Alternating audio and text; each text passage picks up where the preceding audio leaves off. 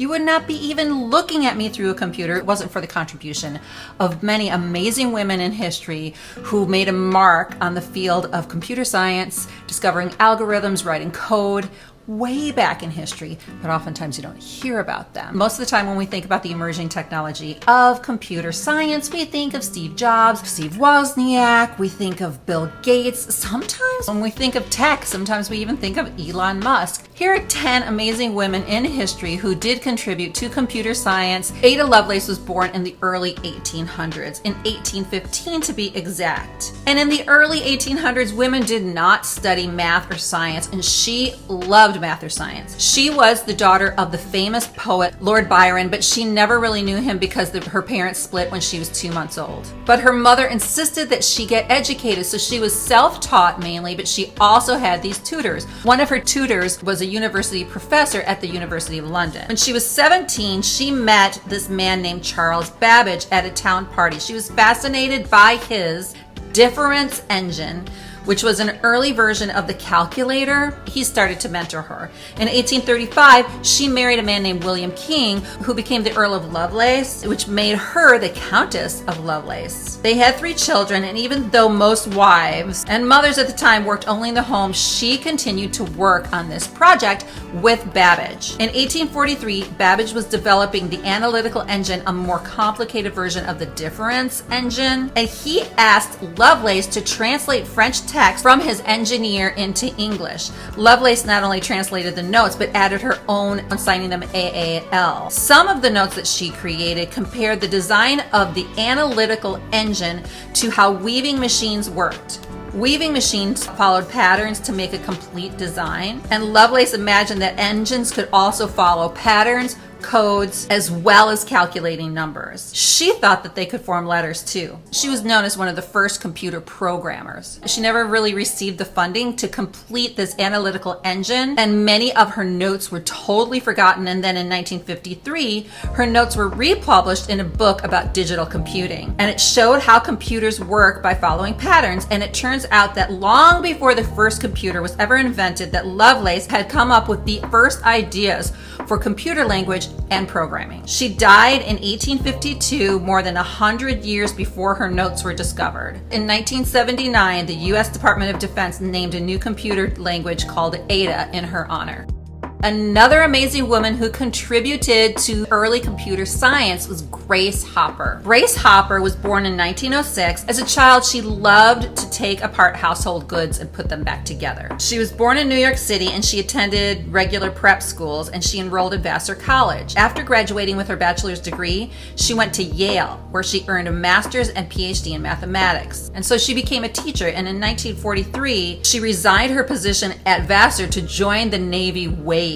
And then in 1944, she was commissioned as lieutenant and assigned to the Bureau of Ordnance Computation Project at Harvard. Her team worked and produced the Mark I, an early prototype of the electric computer. Hopper wrote a 500-page manual of operations for the atomic sequence control calculator, in which she outlined the fundamental operating principles of computing machines. When working with the Mark I, she coined the word bug to describe a malfunction in the computer system. Once the war was over, she became a research fellow at the Harvard facility, and in 1949, she joined Eckerd Mauchly Corporation, continuing her pioneering work in computer technology. She was involved in the creation of UNIVAC, which is the first all-electronic digital computer. She invented the first computer compiler, which is a program that translates written instructions into codes that computers can read directly. And this led her to be the person who developed COBOL, which is one of the earliest standardized computer languages. It enabled computers to respond to words in addition to numbers. She lectured all over the world on computers, giving up to 300 lectures a year, and she predicted that computers would one day be small enough to fit on a desk,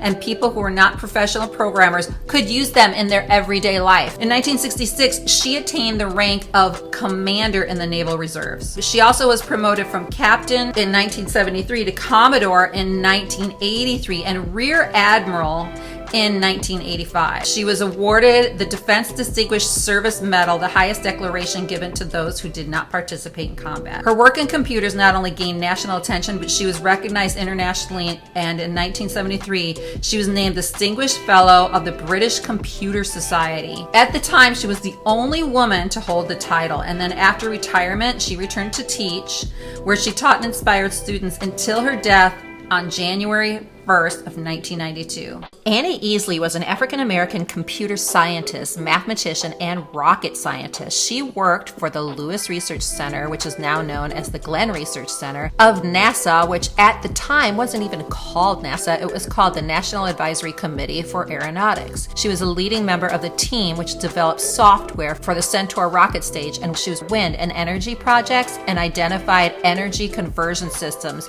and alternative systems to solve energy problems. She also was one of only 4 African Americans who was considered one of the 2,500 human computers at NASA. Annie Easley's work with the Centaur project helped lay the technological foundations for future space shuttle launches and launches of communication, military, and weather satellites. Her work contributed to the 1997 flight to Saturn of the Cassini probe. The launcher had the Centaur as its upper stage. Another amazing woman in computer science was Kathleen Booth, who lived from 1922 to 2022. She lived to be 100 years old. She had a bachelor's in science and mathematics from the University of London, and then in 1944 she went on to get her PhD in applied mathematics. She married one of her colleagues. His name was Andrew Donald Booth, and they had 2 children. She worked at Birkbeck College from 1946 to 62, and she traveled to the United States with Andrew Booth's research assistant in 1947, and she co-authored the general considerations in the design of an all-purpose electronic digital computer. She described the modifications to the ARC design to the ARC2 using a von Neumann architecture. Part of the contribution was the ARC assembly language. She also built and maintained ARC components, also known as the automatic relay calculator. It was all the way back in 1947 when she and her husband produced 3 machines: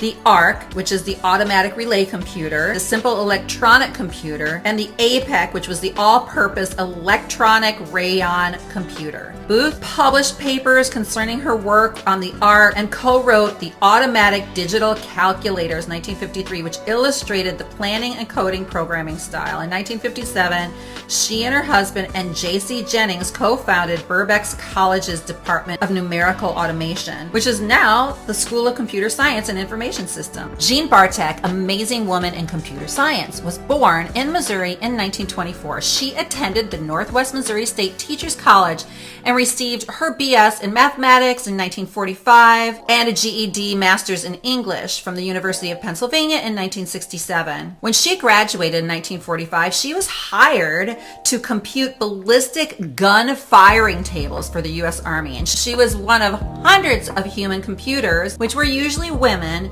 who calculated these tables by hand using mechanical desktop calculators. In that same year, there was this amazing and novel electronic device that would compute firing tables automatically. It was created at the University of Pennsylvania. Bartek was one of only 6 human computers chosen to work on the new machine, which was called the ENIAC, E-N-I-A-C.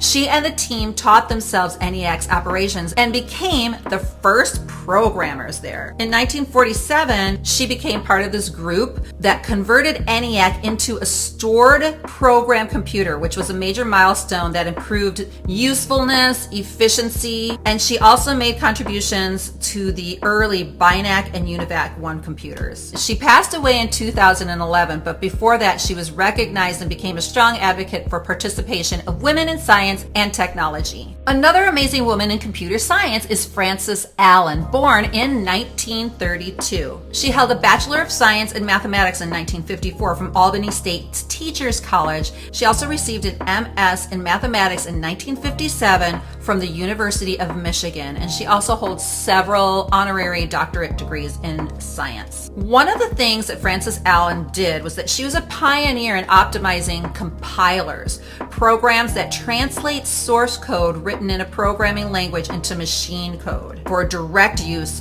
by a computer. Her specialty is the development of advanced compilers for making computers work faster and more efficiently. She began a career at a small rural high school in Peru, New York, and she taught practical math to farm kids. And then she took this job at IBM in order to earn the money she needed to pay off her college loans. She had planned to work for just a couple of years and then return to her first love, which was teaching. She stayed at IBM for the next 45 years, making dozens of important and original contributions to computer science. In 1989, she became the first woman to be named an IBM Fellow. And in 2006, she received the ACM Turing Award. I know that when we think of Hedy Lamarr, we think of the most beautiful movie actress of all time. She also was very involved in computer science. In 1940, she met a man named George Anthiel at a dinner party. And he was sort of this quirky guy who had written film scores and experimental music composition, but he also really liked science. And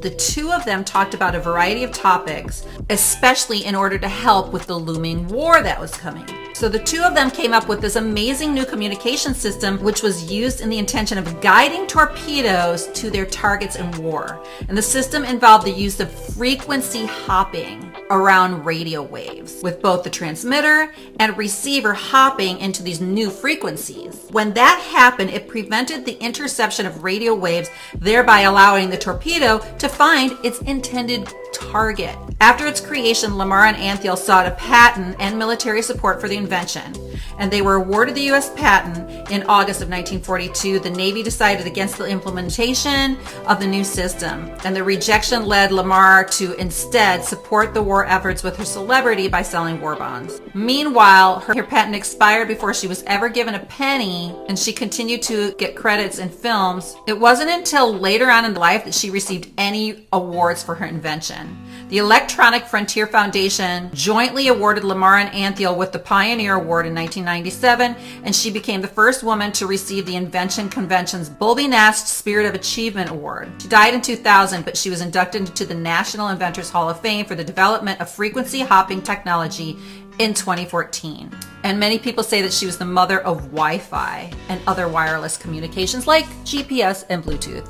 In the 1970s, scientists and programmers were scrambling on assembling these networks and technologies, which many of us now know as the internet. Radia Perlman was one of very few women involved in the process of inventing the internet at the time. Her invention of the algorithm behind the spanning tree protocol solved this really difficult information routing problem that they had at the time, which earned her the moniker of Mother of the Internet. She was born in 1952 in Portsmouth, Virginia, and she spent a lot of her childhood in New Jersey. She's attended MIT and graduated with an SB degree in 1973. She worked for Bolt, Beranek, Newman, a government contractor that developed software for network equipment. The company she worked with had been trying to get computers to share information in a reliable way and asked her to help, and she quickly produced a solution that did exactly what they were looking for, and she called it the spanning tree protocol, which allows networks to deliver data reliably by making it possible to design the network with redundant links. Her work has been described as having put the basic traffic rules into place for the internet that we now know. STP ensures that a network remains configured in any event to ensure that data is delivered whenever a user or machine calls for it. Now let's talk about Adele Goldberg, who's an amazing woman in computer science. She was born in 1945, went to the University of Michigan, and got her degree in mathematics. She started working after college at Xerox, the Palo Alto Research Center. She helped develop this computer programming language called Smalltalk 80. And the language was used to create one of the first modern graphic user interfaces, GUIs, featuring windows, icons, menus, and pointers, also known as WIMP. Something most of us now take for granted with how the computers look and feel and how easy they are to use. She's sort of famous for refusing to give Steve Jobs and his engineers a Smalltalk demonstration, and then in 1979 they suspected that Apple would appropriate the technology anyhow, so Xerox managers overruled her decision, and then the rest is history because Steve Jobs incorporated the Smalltalk computer language into the Apple computer. An amazing woman in computer science is Barbara Liskov, and she is an American computer scientist and MIT Institute professor. She developed key concepts in programming languages, including the notions data abstraction, polymorphism, and modularity. She discovered these ideas as a young professor, and she led this team that created Clue, which is the first programming language that supported an approach she invented, which was data abstraction. Data abstraction helped programmers produce computer programs that are reliable and secure. Almost every important programming language used today is a descendant of Clue. Barbara Liskov also was involved in the design and implementation of a time-sharing system called Venus. In 1961, after graduating from UC Berkeley, she took a position as a computer applications programmer at MITRE Corporation in Massachusetts.